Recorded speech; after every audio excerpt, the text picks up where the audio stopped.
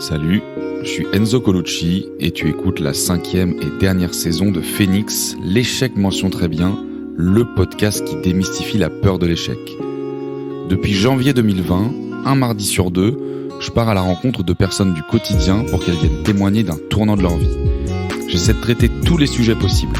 Peine de cœur, burn-out, échec sportif, maladie, échec scolaire, surendettement. Pour vraiment montrer que l'échec, c'est pas juste professionnel. Et ce qui est sûr, c'est qu'avec les guerrières et les guerriers que j'ai reçus, je peux t'affirmer que l'échec, c'est jamais une fin en soi. L'adversité est une source de motivation incomparable si on a les armes pour l'affronter.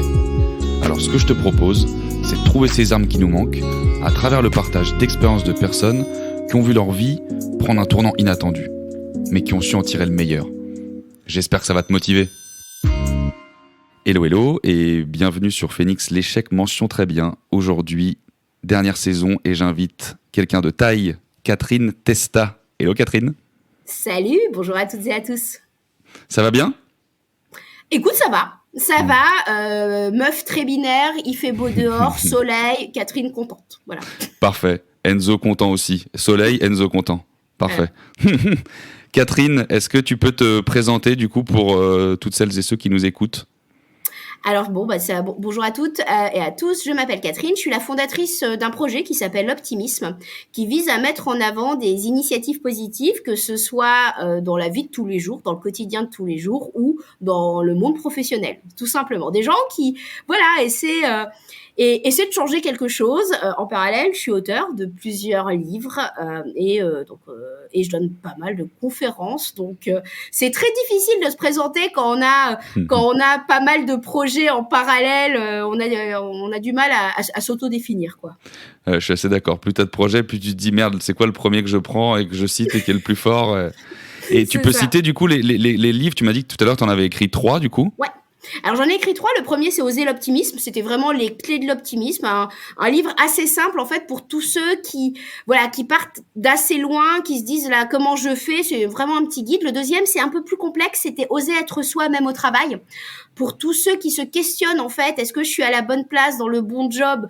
Et moi, je trouvais qu'on oubliait en fait cette sorte d'adéquation. Dans le milieu pro, pour moi, c'est la bonne personne au bon endroit au bon moment. Et le troisième livre, c'est un peu plus léger, pas plus léger, mais plus subtil, on va dire. Ça s'appelle Synchronicité. Les 3 livres sont aux éditions Michel Lafon. Et c'est des textes en fait pour se questionner. Il y a beaucoup de tout petits écrits. Ça se grignote, on va dire ça comme ça, et ça va résonner. Moi, je crois beaucoup aux histoires de synchronicité notamment. Eh ben trop cool. Ça me fait, je pense, une bonne passe D sur la prochaine question que je pose tout le temps. C'est quoi pour toi, Catherine, la définition de l'échec ? Je dirais que c'est la frustration. Pour moi, l'échec, c'est la frustration. Et c'est vrai quand on parle d'échec, on parle toujours d'échec de vie, tu sais, de grands changements à un instant T. Pour moi, c'est la frustration de ne pas avoir réussi à faire quelque chose, de s'en vouloir, de ne pas réussir à faire quelque chose, d'avoir eu envie de faire quelque chose et de se dire non, en fait, c'était pas du tout pour moi. Je dirais cette frustration qui vient un peu chafouiner notre ego. Je dirais que c'est ça, l'échec. Ah, c'est intéressant. J'avais pas eu du coup ce terme frustration, mais c'est vrai que ça le définit bien, ouais. Le seum, pour les plus jeunes qui nous écoutent, le seum. Ouais, et puis vraiment une frustration de l'ego, peut-être. Ouais. Ça vient nous chercher, ça nous dérange, c'est une situation qui est pas agréable. Donc j'irais mettre en face ce mot, effectivement. Eh ben écoute, au top Catherine, pareil du coup on va enchaîner sur la suite. On va parler aujourd'hui justement de plusieurs frustrations qui t'est arrivé aujourd'hui. On va avoir plutôt, c'est la dernière saison donc on fait ce qu'on veut, voilà déjà pour commencer. Et puis on s'est dit qu'on allait avoir plusieurs actes temporels avec Catherine pour marquer justement toutes ces périodes de frustration qui sont arrivées parce que comme tu disais tout à l'heure, selon les âges, forcément du coup les échecs ne sont pas les mêmes et ne sont pas perçus de la même façon. Et donc, écoute, Catherine, je vais te laisser libre cours pour nous raconter quels sont ces quelques échecs à différents moments de ta vie et comment tu les as vécus. Alors, je vais commencer par un échec qui, en fait, pour moi, a été très formateur et a été, in fine, le point de départ de l'optimisme. Tout à l'heure, avec Enzo, on en parlait, on se disait, en fait, on a les échecs qui correspondent à notre vie, en fait. Et quand j'étais ado, j'étais fan d'un groupe de musique, mais vous savez, la nana qui va en plus au bout des trucs, donc quand elle est fan d'un groupe de musique, elle va au bout du truc. Hein. Donc, j'avais créé un site web sur eux, ils n'étaient pas du tout connus en France. Hein. Donc, je voyageais dans toute l'Europe en allant chez des gens que je connaissais même pas. En fait, ça a été très très formateur d'être fan d'un groupe de musique. On pourrait se dire c'est vraiment, tu vois, la caricature de celui qui regarde la télé à longueur de temps. Non, moi c'était vraiment une sorte de fanatisme constructif. Et puis j'avais réussi avec 2 copines à avoir des places. C'est ce qu'on appelait des meet and greet à l'époque. C'était tu pouvais aller rencontrer en backstage finalement les chanteurs. Donc pour nous c'était la folie. Faut se remettre au fait que j'avais 18-19 ans à cette époque, donc je trouvais ça incroyable de les rencontrer. Et finalement, les gardes du corps nous ont dit non, il y a que 2 personnes qui peuvent rentrer, et nous, on était 3. Donc, par esprit de solidarité, on s'est dit non, il y en a aucune des 3 qui y va. Et vraiment, c'était un énorme échec parce que, on a les rêves de sa période de vie. Moi, ça faisait 4 ans que j'adorais ce groupe de musique. Donc, c'était l'acmé, le summum de ce qui pouvait me faire plaisir que de les rencontrer à cette époque-là. Et donc, finalement, on n'y a pas été. Et pour moi, ça a été une sorte d'énorme échec. On n'a pas réussi. C'est une sorte d'énorme déception. Et en fait, il s'est avéré que quelques mois plus tard, par hasard, à un total hasard, je les ai rencontrés. Ils étaient dans le studio dans le sud de la France, à Cotignac, à Miraval, pardon. Et je les ai rencontrés à 40 km des studios dans lesquels ils bossaient par un total hasard un dimanche matin. Et en fait, là, j'ai compris que si je les avais rencontrés 4 mois plus tôt, en fait, j'aurais pas eu la même interaction. En fait, on aurait été dans un cadre un peu de fans. Et comme je les ai rencontrés alors qu'ils étaient en vacances et moi aussi, c'est devenu mes potes. Et ça, je crois que ça m'a permis de comprendre la notion du temps. En se disant parfois, il y a des échecs qui sont utiles.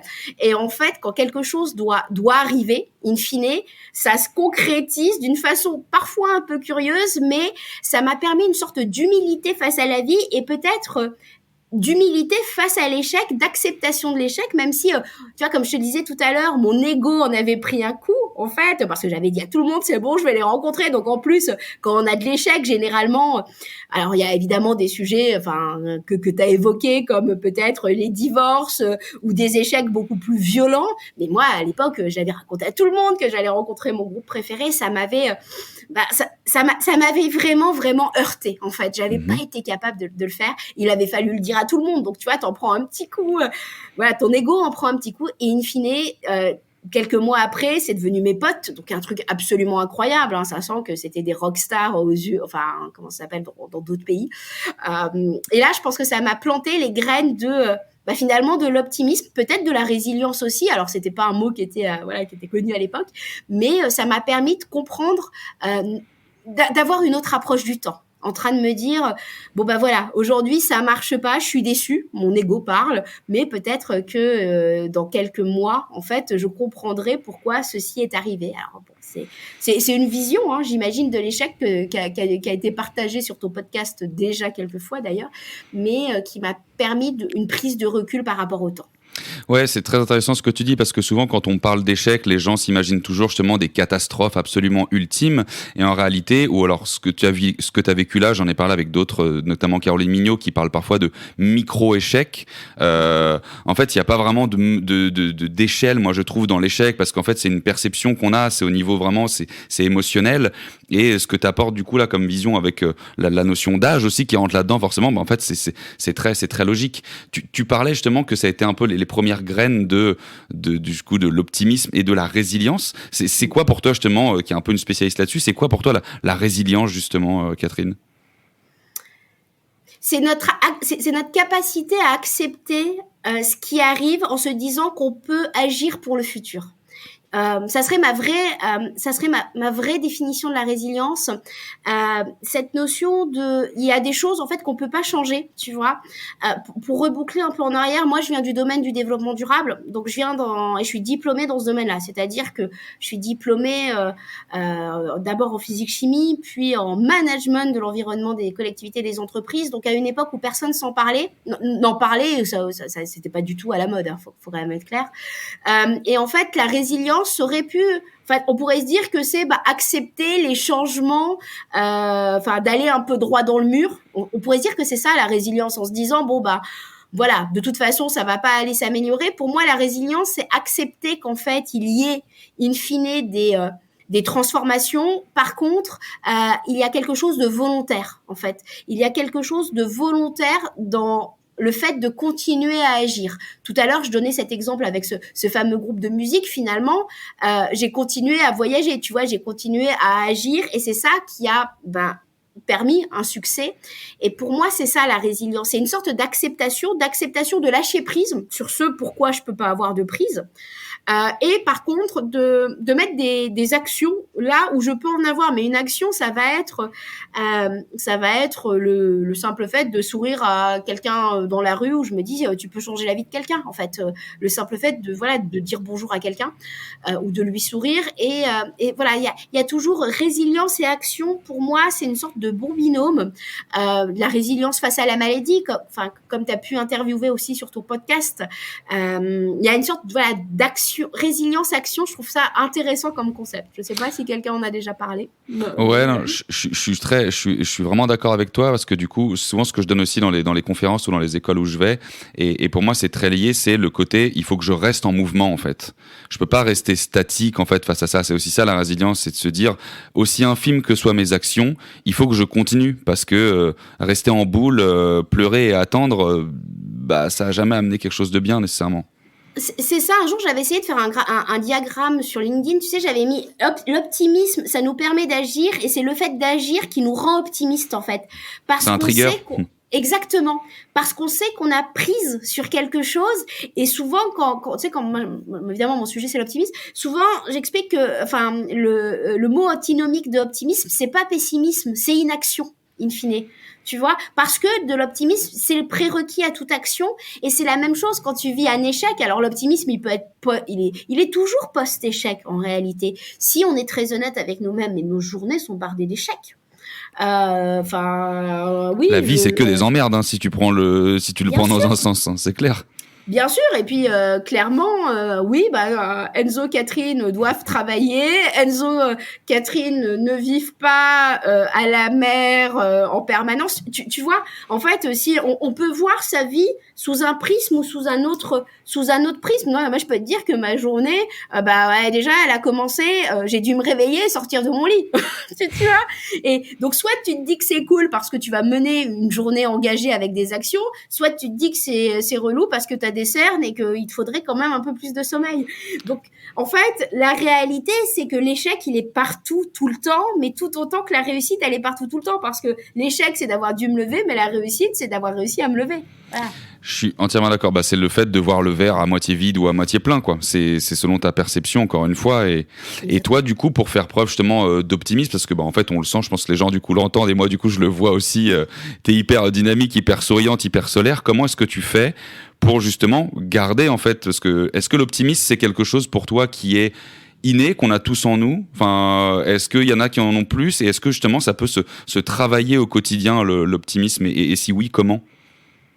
Alors, moi, je suis pas du tout une optimiste de nature. D'ailleurs, quand mes potes sont plutôt des collapsologues, persuadés, forcément, quand moi je viens du domaine de la RSE, du développement durable, quand tu potasses les rapports du GIEC depuis plus d'une dizaine d'années, j'ai envie de te dire que mes copains sont pas la joie de vivre incarnée, forcément. Par contre, moi, à un moment donné, je me suis dit que ça allait pas le faire. En fait, c'est-à-dire que si j'avais plus de lueur d'espoir, en fait, si j'avais plus de capacité de rebond, j'allais m'éteindre. Tout simplement, j'allais rentrer dans une forme d'éco-anxiété. Tu évoquais le fait que tu donnes des conférences, notamment auprès des jeunes. Moi, je me dis quelle chance j'ai eu d'avoir quand même un côté un peu insouciant que les jeunes, peut-être aujourd'hui, n'ont pas. Et en fait, l'optimisme, ça a été une sorte de levier qui m'a permis, in fine, peut-être de survivre et d'avoir envie de construire des choses quand, au bout j'ai bossé une dizaine d'années dans le domaine du développement durable, 8 ans. À un moment donné, je me disais que j'allais baisser les bras en me disant personne ne comprend l'enjeu, en fait. Tu vois, il y avait une sorte de j'en ai ras-le-bol, en fait. Tu vois, on parlait d'échecs. Finalement, peut-être que de m'être dit, je suis partie dans un sujet auquel je croyais, en fait, mais j'étais pas du tout écolo, hein. C'était pour moi du pur bon sens, en fait. Il allait falloir que tous nos systèmes soient revus dans une vision holistique de la société, en fait. Donc c'était pas du tout c'était pas de la conviction écologiste, c'était du bon sens. Et je me disais, mais attends, notre société perd le bon sens.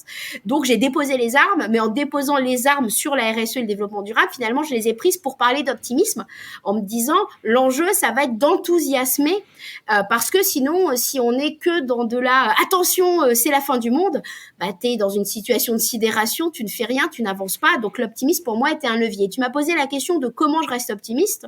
J'ai envie de te dire, en écoutant des podcasts comme le tien, en rencontrant des gens comme toi, tout simplement parce qu'aujourd'hui je suis complètement biaisée. Je rencontre que des gens incroyables qui agissent, qui font leur part. Enfin, tu vois, toi ton sujet c'est l'échec, pour aller expliquer que c'est pas que l'échec est partie intégrante de la vie, et en rencontrant tout un tas d'acteurs sur tout un tas de sujets qui font quelque chose et qui, moi, me font dire, mais en fait, le monde va pas si mal. Oui, le monde va mal sur plein de points, sociétalement, climatiquement, sur le point de vue de la guerre en ce moment et autres. Mais la réalité, c'est que les individus, en fait, souvent, moi, j'explique que je suis très pessimiste des systèmes et très optimiste des gens, en fait, parce que je rencontre partout des gens incroyables. Enfin, je prends le taxi, le chauffeur me raconte sa vie, il est incroyable. Et la réalité, c'est que quand tu t'intéresses aux autres, les autres sont absolument fantastiques. Mais il faut s'intéresser aux autres. Ouais, c'est hyper intéressant. Ça me fait penser, moi je suis un très très grand fan de Louis de Funès depuis que je suis petit, et Louis de Funès avait une phrase qui disait « Je suis pessimiste, voyez-vous, ce qui fait que j'ai souvent de belles surprises ». C'est joli. Et du coup, c'est bon, il est magnifique de toute façon cet homme. On parlait du coup du fait qu'il fallait rester tout le temps dans l'action, et de la notion, comme tu disais, de partage et de rencontre surtout. En fait, toi, ce que tu dis, c'est que l'optimisme, c'est ça, c'est donc de ne jamais s'arrêter, et surtout de rencontrer des personnes qui vont t'abreuver en fait de toutes ces bonnes ondes et toutes ces sources, et qui vont en fait te nourrir. Ouais. C'est un peu ça. Alors complètement. Alors je dirais pas de ne pas m'arrêter, parce que tout le monde me dit de parfois faire pause. Je pense qu'on a à peu près la même personnalité, et que je suis plutôt dans le mode hyperactive, et donc je me rends bien compte que la pause est importante en fait. Et il y a des moments où tout simplement ça va pas. Hein. Je veux surtout pas faire d'injonction à l'optimisme. Moi j'ai vécu par exemple, on parlait d'échecs, j'ai vécu 2 mois un peu avides sur le début de l'année, venu de nulle part. Rien d'objectif en fait, parce que c'est aussi ça parfois l'échec, c'est de se dire pourquoi je me sens pas bien et d'essayer de comprendre, et finalement il n'y a pas de raison objective, juste parfois de la fatigue, juste des choses comme ça. Donc oui, la pause, c'est pas d'être tout le temps à fond, par contre d'être toujours, de faire très attention à ces algorithmes, à la fois à ces algorithmes digitaux mais aussi à ces algorithmes sociaux. En fait, je me suis rendu compte que on parle de l'échec, mais il y a aussi la vision que les autres peuvent avoir de nos échecs. Je suis entourée, par exemple, d'entrepreneurs, entre autres, hein, mais pas que, mais ou de patrons de PME, ou d'intrapreneurs, ou de copains musiciens. Enfin, tu vois, de tout un tas de gens comme ça qui jamais vont aller me juger, en fait, qui vont jamais aller me juger sur ma réussite professionnelle ou sur ma réussite personnelle. Et donc, je pense qu'il faut être très très vigilant à notre entourage. Et surtout ne pas rester avec des gens qui vont te dire mais regarde c'est complètement nul, regarde tu ne sais rien faire, enfin parce que tout à l'heure on parlait de la notion de résilience, mais il y a aussi la notion de résistance face à l'échec en fait, et de fait je suis convaincue que l'entourage joue beaucoup, et au-delà de ça de se rendre compte que c'est possible. On est en train un peu peut-être de fantasmer l'entrepreneuriat en France en se disant, tu fantasmes les gens qui ont 10 ans d'entrepreneuriat dans les pattes. Oui, forcément, moi, au bout de 6 ans, je fais beaucoup plus de choses que j'en faisais la première année. Et puis, du coup, tu as une sorte de comparaison et tu te dis, mais attends, je suis nulle comparé à elle. Oui, non, mais attends, j'ai 6 ans. Tu prends l'année 10 pour une année 0, donc exactement, c'est sûr. Et puis, forcément, en 6 ans, tu rencontres beaucoup de gens. Et donc il y a ça aussi, et c'est pour ça que je reviens à cette notion du temps qui me paraît fondamentale. C'est de se dire que j'en suis là aujourd'hui.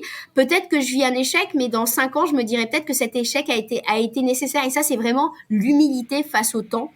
Par contre, avec un impact très important de l'entourage, je pense.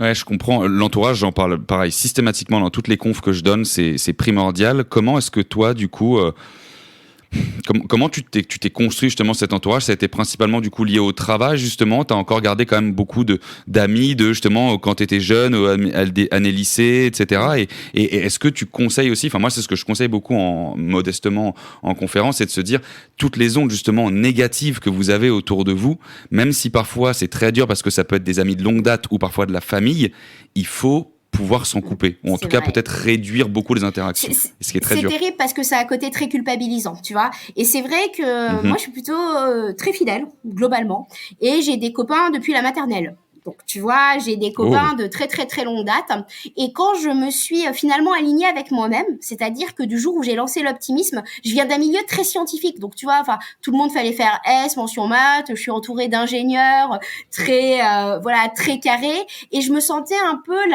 presque la perchée du système, tu vois. Je me posais des grandes questions. En plus, moi, j'ai fait de la physique quantique au démarrage. Donc, tu vois, je me pose beaucoup de questions philosophiques, psychologiques. Je m'intéresse à l'humain dans sa globalité. Je m'intéressais beaucoup au système quand j'étais entourée de gens qui s'intéressaient en micro. Et il faut toujours des deux, tu vois. Moi, j'étais plutôt macro, d'autres plutôt micro.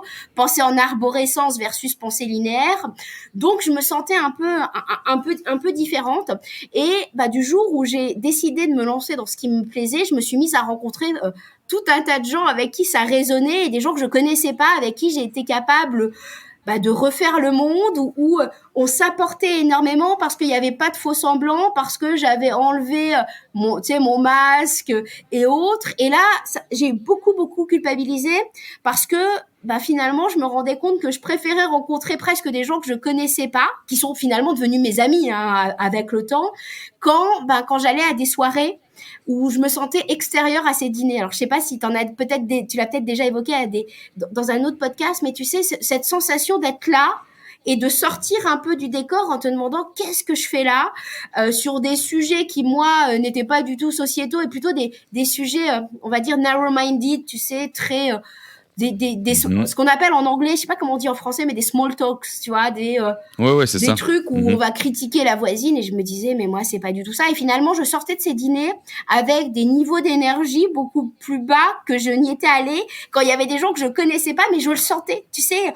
Tu sais, enfin, sincèrement, Enzo, on passe une soirée ensemble, je suis sûre que, tu vois, on va papoter pendant des heures, il n'y a pas de faux semblants, tu le sens, en fait, tu vois, et tu le sais pas. Et c'est très culpabilisant parce que, à un moment donné, tu te dis que tu deviens la différente, tu te questionnes, tu as une notion d'échec, du coup, là-dessus, en te disant, mais est-ce que j'aime plus les gens? Est-ce que c'est moi qui ai changé? Parce qu'on te dit ça aussi, généralement, t'as changé et autres. Et comme généralement, ça correspond à des passages de vie où finalement tu te révèles, voilà, tu peux avoir cette sorte de culpabilité, mais moi j'en suis convaincue, et comme tu dis, c'est très dur parce que c'est des gens qui t'aiment, qui eux généralement bougent pas, donc en fait ils voient que toi tu t'en vas, mais que eux restent comme ça.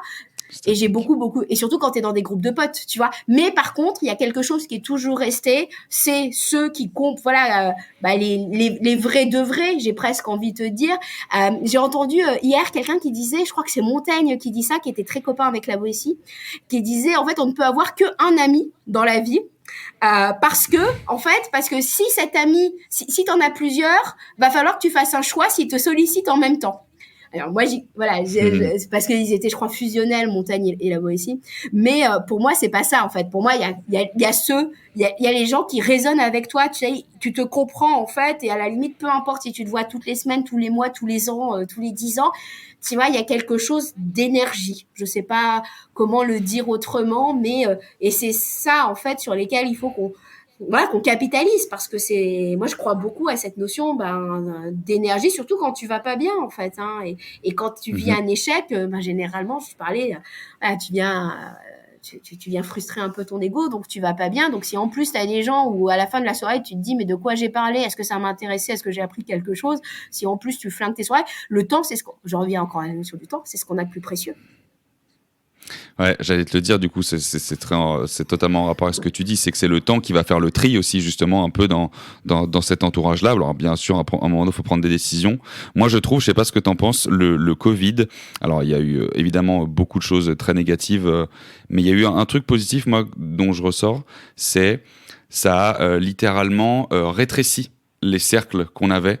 Parce que tout ce qui était mondanité, justement, etc., ou des gens que tu croisais de temps en temps, sans forcément avoir plus d'affinité, bah, en fait, tu n'avais plus besoin de les voir, tu ne pouvais plus les voir dans tous les cas, et tu te recentrais vraiment sur quel est mon noyau, quoi. C'est quoi les personnes que j'ai vraiment envie de voir, et où je prends la peine maintenant, quoi. Ça a été un peu... Exactement. Et tu vois, moi, je suis plutôt une introvertie de nature. Alors, ça se voit pas. Ça s'entend pas. Ça s'entend pas, mais j'ai besoin de solitude. Et c'est Ouais, vrai pareil. que le Covid, ça m'a donné le fait de pas trouver de faux prétextes. C'est-à-dire que j'étais pas obligée d'aller justement dans ces mondanités. Après, les mondanités, parfois, nous font avoir des bonnes surprises. Et puis, par contre, pareil, t'as des sortes d'amitiés fulgurantes aussi. Alors, on appelle ça amitié ou pas, enfin voilà, ou des expériences d'amitié qui durent un temps. Mais moi, j'y crois beaucoup en fait à ces notions de tout d'un coup, tu vas échanger pendant des mois avec quelqu'un, et puis peut-être que ça va s'arrêter ou que ça va continuer pendant des années, mais il y a quelque chose de solide qui a été créé loin du jugement. Et c'est vrai que le Covid, voilà. Par exemple, moi, dans ma boîte, on a adoré finalement cette période parce que ça nous a vachement, comme tu dis, solidifié, parce que il y avait un terreau qui était sain. Et ça dépend des uns et des autres. Mais moi, je crois beaucoup à ces histoires de rencontres. En fait, c'est quelque chose qui est fondamental dans la vie. Par contre, tu vois, tout à l'heure, je parlais du temps. En fait, il faut se dire que le temps, c'est la seule donnée qu'on n'est pas capable de créer. Finalement, créer des sous, on pourra en recréer, créer des experts. Tu vois, il y a plein de choses qu'on peut créer, mais le temps, finalement, c'est notre seule donnée limitée. Et à un moment donné, quand j'ai dû me dire non, je suis fatiguée, il faut mieux que je reste à la maison à bouquiner toute seule, qu'aller à des soirées. C'est dur. En fait, au démarrage, tu te demandes si tu vas mourir toute seule sur un lit, que personne ne viendra à ton enterrement, tu vois, quand tu commences à faire ça. Mais c'est quelque chose qui était qui est nécessaire, et qui est aussi ça fait partie de se connaître en fait.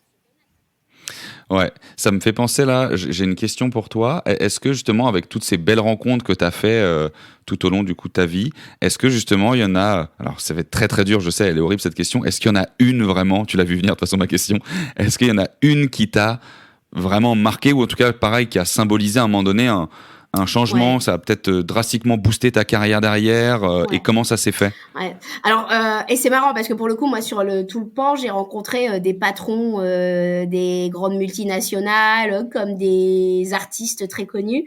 Mais la réalité, la rencontre qui a le plus changé ma vie, c'est un mec que je connaissais pas, en fait, au tout démarrage de l'optimisme. Tu vois, en fait, j'osais pas raconter mon projet. Je me disais, tout le monde va penser que j'ai pété un plomb. Et je l'avais mis sur un groupe Facebook. Et là, il y a un mec qui me dit, bonjour Catherine, j'adore votre concept, rencontrons-nous. Et moi, je m'étais dit dans ma tête, il faut que je rencontre les gens qui vont être mes futurs lecteurs. Je suis pas du tout de cette nature. À l'époque, j'étais vraiment pas du tout de cette nature d'aller rencontrer des gens nouveaux. Tu vois, c'était hors zone de confort.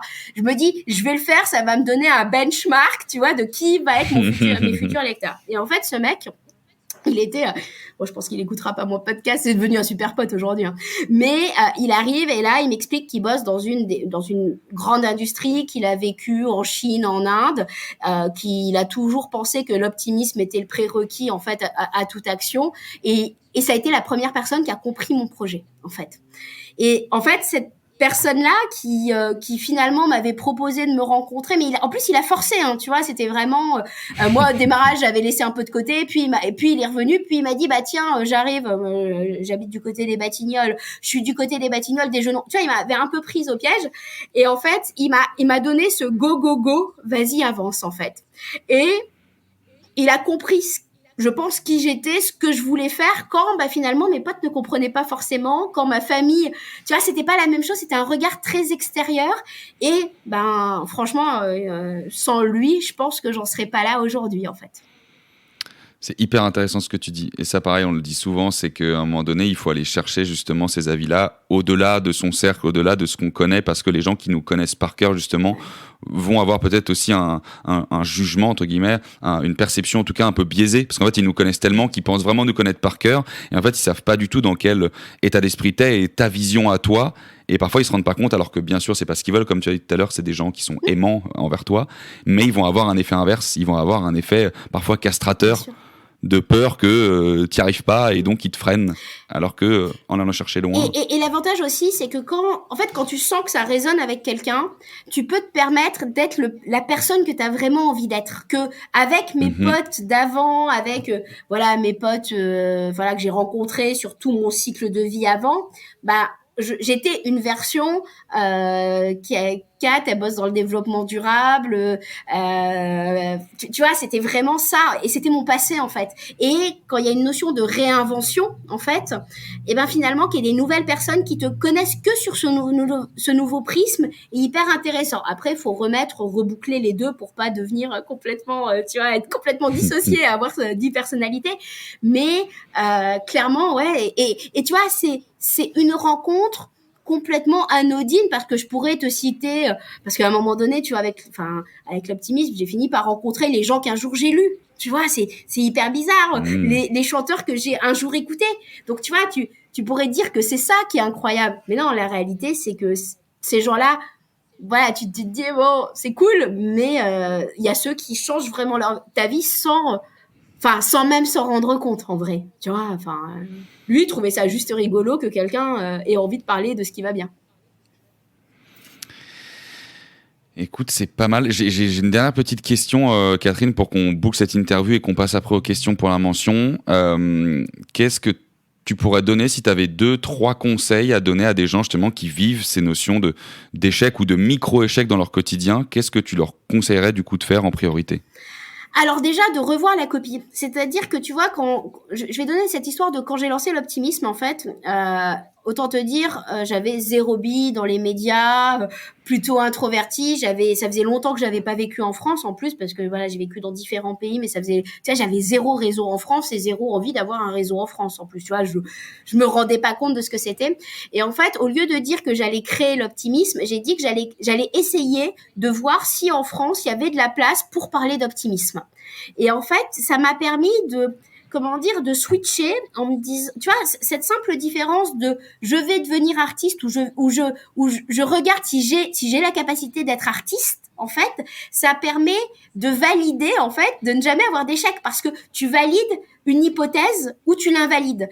Et ça permet, je crois, de décaler cette notion d'échec en se disant, écoute, non, j'ai pas envie, finalement, ça me saoule de vendre mes œuvres parce que je préfère, je préfère la notion de plaisir, je déteste le marketing, tu vois. Et de se dire, et d'aller dire aux autres, non, j'ai essayé de regarder si j'avais envie de devenir artiste. Finalement, c'est pas fait pour moi, mais il y a une notion de, il y a plus d'échec dans ces cas-là. Tu vois, tu valides ou t'invalides une hypothèse. Donc pour moi, décaler le regard, ça serait vraiment un des grands conseils que je donnerais à tous, en se disant, vous avez validé le fait que ça vous intéressait pas, finalement, de le faire, ou que vous étiez pas capable de le faire. Donc tu vois, c'est toujours décentrer le regard. Ça serait vraiment, je crois, mon plus grand conseil et le plus grand hack que j'ai pu faire, et même encore aujourd'hui, tu vois, quand t'as une boîte, t'essaies différents types de projets, régulièrement, moi je dis à mon comptable, je regarde si ça va plaire ou si ça va pas plaire, tu vois, et après ça plaît pas, peu importe, en fait, il y a pas d'échec, j'ai validé des scénarios, tu vois, et c'est vrai que ça vient aussi de la physique quantique, tu sais, on te dit que tous les scénarios existent en parallèle, et que finalement tu vas te pencher sur un ou l'autre scénario. J'aime bien cette notion de probabilité, en fait. Tu vois, je trouve ça intéressant. C'est plus doux, c'est sûr. Ouais. Et j'ai un copain qui me disait... la chute fait moins mal. J'ai un copain qui me disait, je prends cette voie et je me dis peut-être que dans un monde parallèle, je prends l'autre voie. Je trouvais ça marrant comme réflexion, et du coup ça m'est resté aussi en me disant, c'est vrai que tu peux aussi voir les choses comme ça, tu peux dire que tout existe en parallèle dans de l'infini des probabilités, que peut-être que là t'es en train de vivre ça et que t'es dans un monde parallèle, t'es sur une autre voie, tu vois. Je trouve ça marrant, ça, voilà, c'est un peu philosophique et autres. Pour tous les grands fans de Marvel, les derniers Avengers, ça part un peu en vrille comme ça, justement, avec plein de scénarios qui partent avec des... Tu vois, Des trucs comme ça. Ok. Écoute, Catherine, top. Bah écoute, merci beaucoup pour tout cet optimisme que tu partages. Et j'ai encore des petites questions. On finit avec les questions pour la mention. Questions pour la mention. Et j'ai 3 questions du coup pour toi, Catherine. La première, c'est quelles sont pour toi les 3 plus grandes vertus à avoir dans la vie ? L'émerveillement, la capacité à s'émerveiller, la curiosité. Et peut-être l'humour. Ah, sympa. J'ai cru que tu allais dire l'optimisme. Ah mais non, du coup, l'humour est très cool. Même pas. Non, je dirais... Tu vois, régulièrement, je vais voir des spectacles de comiques. Tu sais, à un moment donné, c'est aussi ça, en fait. En fait, c'est se diriger, en fait, vers ce qui nous fait du bien. Finalement, rire, tu peux pas faire 2 choses. Quand tu rigoles, tu ne peux faire que rigoler, en fait. Et ça, c'est hyper intéressant. Mais je suis pas très drôle à la base, hein, mais voilà. Alors, émerveillement, curiosité, humour. C'est très cool. Première fois qu'on sort du coup ces 3-là. La prochaine question, Catherine. Est-ce que justement il y a un livre, une série, un film, un spectacle d'humoriste, quelque chose que tu aimerais partager, qui t'a marqué, que tu as adoré ? Peu importe lequel. Alors, à mon avis, tu dois avoir X personnes qui t'ont dit l'alchimiste ou des choses comme ça. Moi, je suis une grosse lectrice, donc c'est un peu compliqué. J'irais citer Le Prophète. Je sais pas si tu connais, c'est de Gibran. Hyper intéressant, petit bouquin qui vaut 5 balles, qui va te déconstruire tous les sujets de société. Donc, il va te déconstruire l'habitat, la rencontre, l'amour.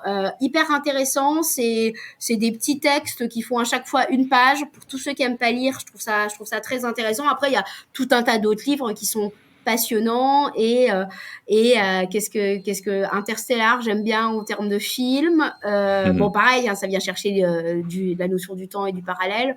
En termes de livres, il y en a plein. Apprendre au 21e siècle, sur à quel point de François Tadei, à quel point et il dit que tu as des enfants, par exemple, ils vont réussir ou ne pas réussir en fonction de ce qu'on leur a dit avant, sans réseau objectif. C'est hyper intéressant de se rendre compte de ça, en fait. Ouais. Donc, c'est vraiment vers quoi nous pousse l'éducation. Tout à l'heure, tu me disais l'optimisme, mais quand tu as grandi dans une famille où on t'a dit que tu étais capable de tout faire, bah forcément, t'as moins peur de l'échec parce que tu sais que de toute façon, tu peux tout faire. Donc, tu vois, c'est aussi cette reconstruction. J'aime beaucoup, après, plein de choses sur l'intelligence collective, Émile Servan-Schreiber sur Super Collectif, où on t'explique qu'ensemble, on est plus intelligent que tout seul, en fait. Tu vois, je trouve que ça te donne une énorme notion d'humilité en te disant, bah, moi, je suis une petite chose dans un grand univers. Par contre, je suis utile parce que c'est ma différence qui me permet de contribuer au collectif. Donc là, après, c'est plein de sujets, mais je dirais Gibran, peut-être, éventuellement l'alchimiste pour ceux qui l'ont pas lu, mais ça, à mon avis tu l'as déjà eu plusieurs fois, dans l'alchimiste, en termes de sujet. Eh ben non, je ne l'ai pas eu encore. Non, alors l'alchimiste de Coelho et Le Prophète de Gibran. Ok, c'est noté, Catherine. Dernière petite question, c'est quoi ton prochain objectif ? C'est très marrant, ça tout. En fait, ça s'oppose à ma personnalité d'avoir des objectifs. C'est ça qui est très curieux, c'est que je me dis que si je mets un objectif, ça veut dire que je laisse pas toutes les possibilités arriver, parce que je vais me concentrer sur un objectif et je vais avoir moins je vais avoir des œillères sur les opportunités, parce que je vais croire que mon objectif est le bon. La réalité, c'est que, tu vois, je suis auteur. Si on m'avait demandé, si je m'étais mis un objectif, jamais j'aurais mis le fait d'écrire des bouquins, tu vois. Ça aurait été, j'aurais même pas envisagé que c'est possible. Et en fait, mettre des objectifs, souvent, je me dis que c'est perdre l'infini des possibles, et ça nous fait aller dans un monde linéaire. C'est-à-dire que tu vas dans une ligne. Du coup, moi, j'ai pas vraiment d'objectif à proprement parler. J'espère que ma boîte va continuer, que je vais continuer à m'éclater. Et par contre, j'ai plutôt un objectif de joie, en fait. Quelqu'un dans mon équipe m'avait demandé ça il y a 3-4 ans, 3 ans, un peu avant le Covid, 1 an avant le Covid, en me disant comment tu nous vois dans 1 an. Ce qui est très, très difficile comme question pour moi. Et j'ai dit, je sais pas, mais j'espère que ça va être joyeux, en fait, tu vois. Et se piloter finalement à la joie, je trouve ça assez intéressant. En se disant, ça vient un peu de l'anima, tu vois, ça vient des tripes. Tu peux pas décider d'être joyeux, tu vois. Tu l'es ou tu l'es pas, mais tu peux pas te dire ce matin je vais être joyeux, en fait, tu vois. mais je sais que c'est important, en fait. À un moment donné, il faut savoir que quand j'ai fait mon bilan avec mon comptable, un jour, je lui ai dit, mais je pense que je peux te tirer les cartes, ça sera la même chose que de te faire un tableau de prévision. Tu vois, ça lui a fait, tu sais, la petite goutte de sueur froide qui a perlé sur son visage. Mais c'est aussi ça qui peut être intéressant, c'est d'expliquer qu'il n'y a pas une personnalité pour entreprendre, en fait. Bien sûr. Ça me paraît assez important. Après, bon, il faut back-upper avec des gens qui sachent quand même le faire. J'ai toujours grandi dans des mentalités start-up, donc ça me permet aussi de pas être complètement à côté de la plaque. Mais c'est vrai que cette notion d'objectif, pour moi, c'est presque me limiter, en fait. Et donc j'aime pas trop m'en mettre, et puis j'ai pas cette, c'est de l'humilité, ça reste de l'humilité face au temps, qui je suis pour dire ce qu'il doit en advenir de la vie. Alors bon, évidemment, peut-être que c'est moins vrai quand on est sportif, quand on a envie de se challenger, tu vois, on peut avoir envie de se challenger. Moi, sincèrement, bon. Et avoir, je sais pas ce que t'en penses, mais avoir entre guillemets un objectif en vue, mais se laisser du coup la possibilité d'emprunter des routes différentes, parce que comme tu l'as dit, tu peux avoir un objectif premier qui est de faire, je sais pas, du coup en tout cas de travailler du coup cette notion du coup d'optimisme pour toi, et puis d'un coup, du coup il y a cette notion de livre qui entre en jeu, et puis du coup en fait tu l'acceptes, mais pour autant ton objectif premier était différent, mais tu t'en étais quand même fixé un. Exactement, c'est pour ça qu'en fait je crois bien plus à cette notion de à la fois de valeur et à la fois de mission de vie, en fait. C'est-à-dire que ma mission de vie, entre guillemets, ça serait transmettre un peu d'optimisme dans la société, et du coup ça va prendre différentes formes. Ça va être venir partager dans des podcasts comme le tien, ça va être à travers les livres, ça va être à travers les sites web, ça va être à travers les dessins, ça va être à travers des partenariats divers et variés, tu vois. En fait, c'est plutôt d'avoir le pourquoi, en fait, le pourquoi en 2 mots, et derrière le comment va s'agencer,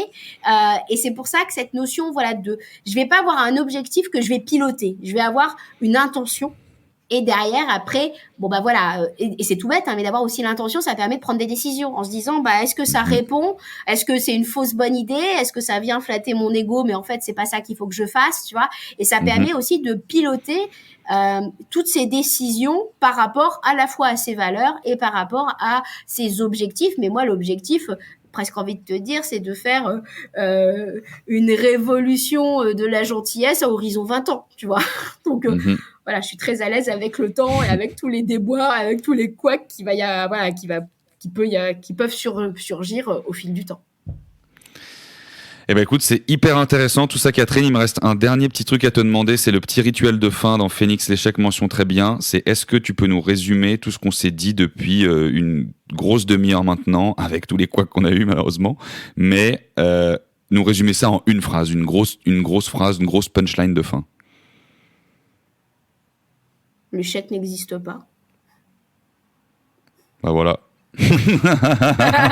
C'est simple, efficace, basique. Non, alors je te la refais plutôt. L'échec est une vision d'esprit.